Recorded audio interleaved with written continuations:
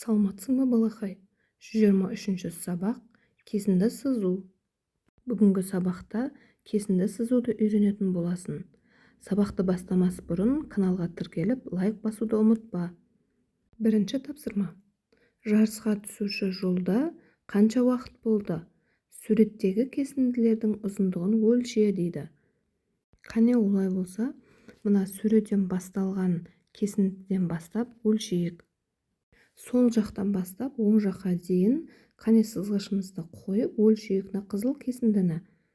Қызыл кесінді бізде 5 см шықты. Енді мына жақтағы сары кесіндіні өлшеп көрейік. Сызғыштарыңды қойып қане өлшей қой. Сары кесіндіміз 2 см шықты. Енді көк түсті кесіндіміз 6 см шықты. Біз ұзындықтарын өлшеп болдық. Енді қанша уақыт болды, соны көрейік. Жарыс сағат 10-да басталған, ал аяқталған уақыты 2. Сонда жарыс 10-да басталып, 2-ге дейінгі аралықта болған.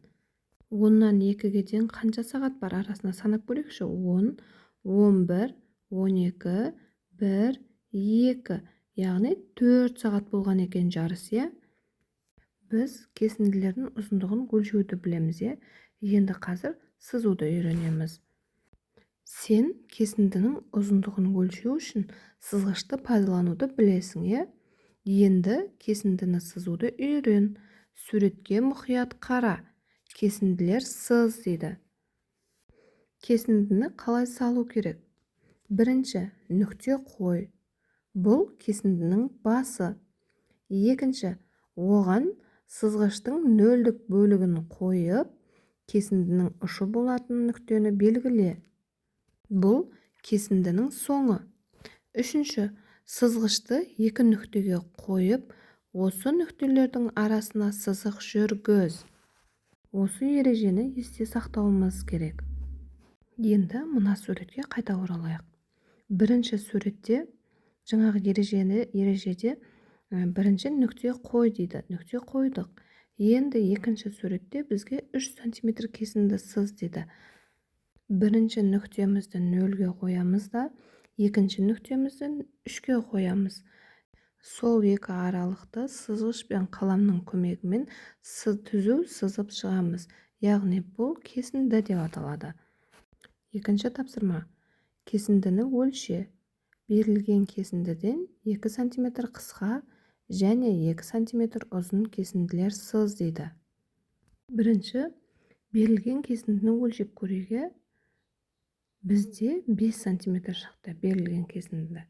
Енді осы кесіндіден 2 см қысқа және 2 см ұзын кесінді сызуымыз керек.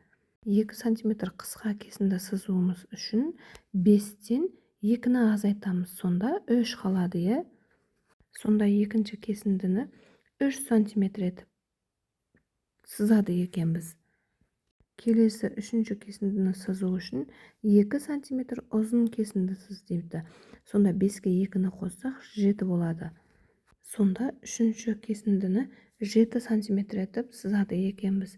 Енді дәптеріңе осы 3 кесіндіні сызып қой. Үшінші тапсырма. Фигураларды қалай топтастыруға болады? Кесінділерді өлше, ең ұзын және ең қысқа кесіндіні ата дейді.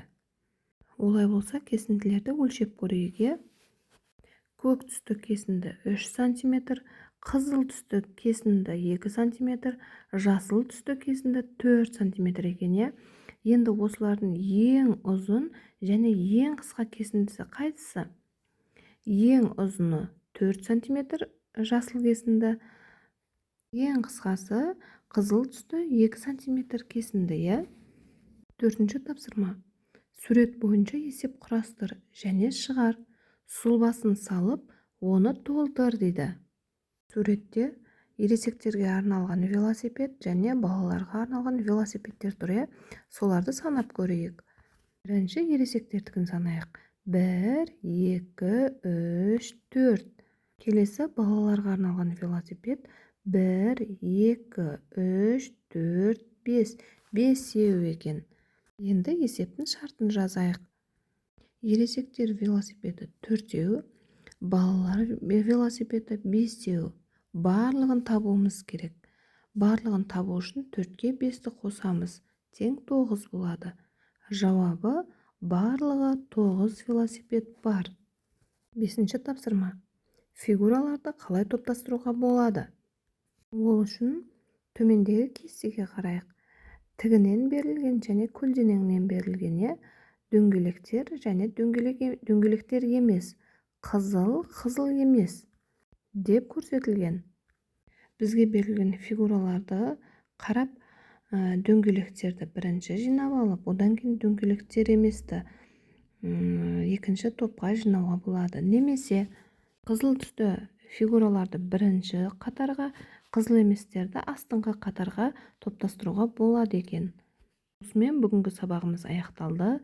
Келесі сабақта кездескенше сау бол балақай.